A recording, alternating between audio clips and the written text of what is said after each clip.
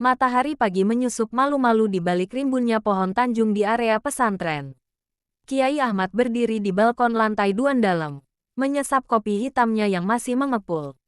Pandangannya terpaku pada sebuah bangku kayu di bawah pohon sawo. Di sana, pemandangan yang tak biasa tertangkap oleh matanya. Zahra dan Hana duduk berdampingan dengan sebuah kitab besar terbuka di pangkuan mereka.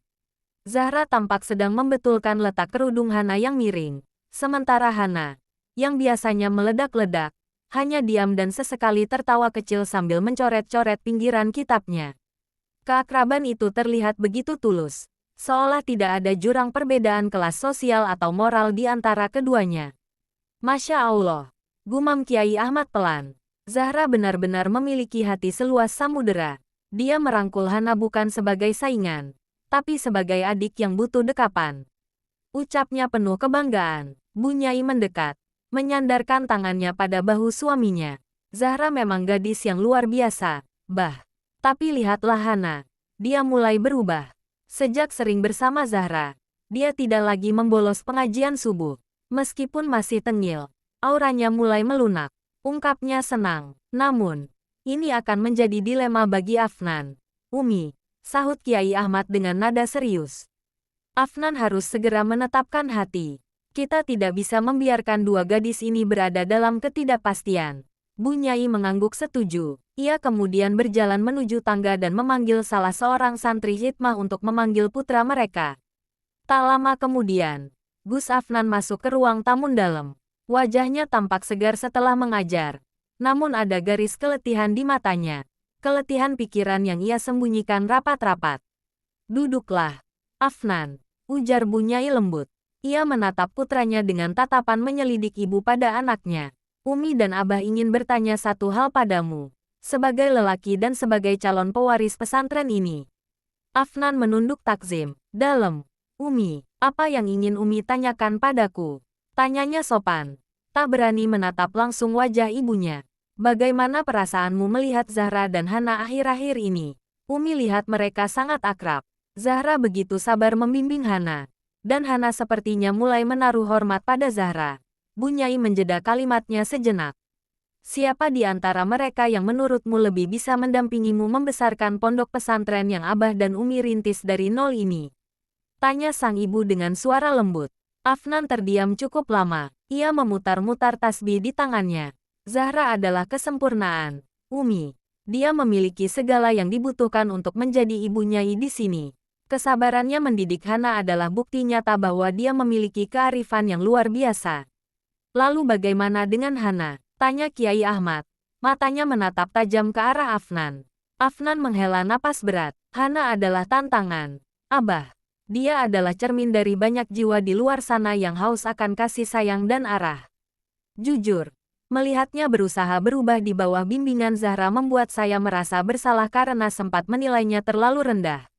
Tapi, hati saya masih berperang tentang keduanya. Berperang antara kekaguman pada Zahra dan rasa penasaran pada Hana. Tebak Bu Nyai tepat sasaran. Afnan tidak menjawab, namun keheningannya adalah sebuah pengakuan yang jujur. Ia terjepit di antara kewajiban menjaga warisan leluhur dan getaran aneh yang ia rasakan setiap kali melihat perubahan kecil pada diri Hana. Asteris, di belahan bumi yang lain, ribuan kilometer dari hiruk-pikuk pesantren Al-Hidayah, Abizar duduk di sebuah kafe kecil di pinggiran Kairo. Di depannya terdapat tumpukan referensi untuk disertasi S3-nya, namun pikirannya sedang melayang jauh.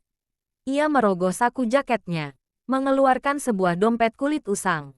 Dari selipan terdalam, ia mengambil sebuah foto yang sudah sedikit menguning di bagian pinggirnya. Foto itu diambil secara diam-diam setahun yang lalu, saat ia menghadiri lomba tahfiz internasional di Al-Azhar. Dalam foto itu, seorang gadis mengenakan gamis biru langit dan cadar tipis sedang berdiri di podium, memegang piala. Meskipun wajahnya tertutup cadar, sorot matanya yang teduh dan cerdas tertangkap sempurna oleh kamera Abizar. Gadis itu adalah Syarifah Zahra Al-Idrus, gadis yang sama yang kini sedang membimbing adiknya di Jawa Timur. Zahra, bisik Abizar pelan, senyum tipis muncul di wajahnya yang lelah. Siapa sangka, takdir justru membawamu bertemu dengan Hana. Abizar masih ingat betul bagaimana ia terpesona saat mendengar lantunan ayat suci dari bibir Zahra di panggung itu. Ia telah mencari tahu tentang identitas gadis itu. Namun saat ia tahu bahwa Zahra adalah putri seorang kiai besar yang sudah dipersiapkan untuk Gus Afnan, sahabat sekaligus rekan diskusinya, Abizar memilih untuk mengubur perasaannya dalam-dalam. Ia tidak ingin merusak persahabatan, apalagi merusak tatanan perjodohan yang sudah direncanakan antar keluarga besar. Baginya, mencintai dalam diam adalah bentuk penghormatan tertinggi. Namun, telepon dari Afnan semalam dan kabar dari Hana membuat hatinya bergejolak kembali. Ia tahu Hana sedang berjuang mendapatkan Afnan, sementara Zahra adalah calon sah bagi pria itu. Hana, kamu tidak tahu siapa lawanmu sebenarnya, gumam Abizar sambil mengelus permukaan foto itu. Zahra bukan hanya alim, dia adalah permata yang aku sendiri pun tak berani menyentuhnya. Abizar menutup matanya sejenak, membayangkan kekacauan yang terjadi di pesantren. Adiknya yang liar berhadapan dengan wanita yang ia cintai secara rahasia, memperebutkan seorang pria yang merupakan sahabatnya sendiri. Ini adalah lingkaran takdir yang sangat rumit baginya. Ya Allah, doa Abizar dalam hati. Jika Zahra memang untuk Afnan, kuatkan hatiku. Dan jika Hana memang butuh Afnan untuk berubah, bimbinglah jalannya tanpa menyakiti hati siapapun. Doanya tulus. Asteris. Kembali ke pesantren. Hana dan Zahra mulai merapikan kitab-kitab mereka. Mbak Zahra. Panggil Hana pelan. Mbak kenapa sih baik banget sama gue? Padahal Mbak tahu kan, gue ini pengen banget dapetin Gus Afnan. Harusnya Mbak benci gue. Zahra menatap Hana. Matanya memancarkan ketulusan yang murni. Hana, cinta itu bukan seperti lomba lari di mana kita harus menjegal kaki orang lain supaya sampai duluan ke garis finish. Cinta itu karunia. Jika Allah menetapkan hati Gus Afnan untukmu, maka 1000 orang seperti saya pun tidak akan bisa menghalanginya. Saya hanya ingin kamu menjadi versi terbaik dari dirimu sendiri, terlepas dari siapa yang akan mendampingi Gus Afnan nanti.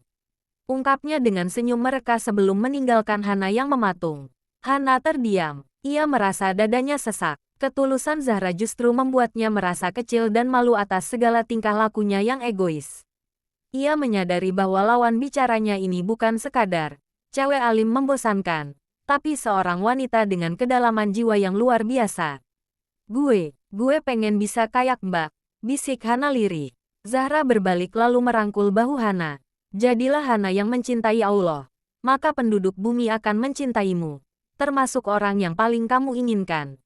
Nasihatnya, dari kejauhan, Gus Afnan melihat momen rangkulan itu. Ia melihat betapa indahnya persahabatan yang tumbuh di atas bara persaingan. Namun, di balik itu semua, ia juga tahu bahwa keputusan besar harus segera diambil. Pertemuan keluarga Al-Idrus akan terjadi dalam 2 hari lagi.